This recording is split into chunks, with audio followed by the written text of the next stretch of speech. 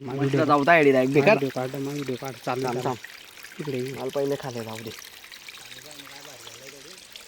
चालू आहे ना गोपाल भाई पाणी पिरा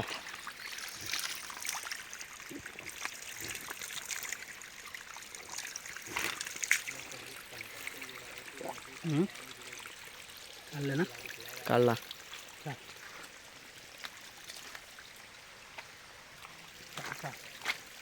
मी कोण तर ते काडी घालली पडतात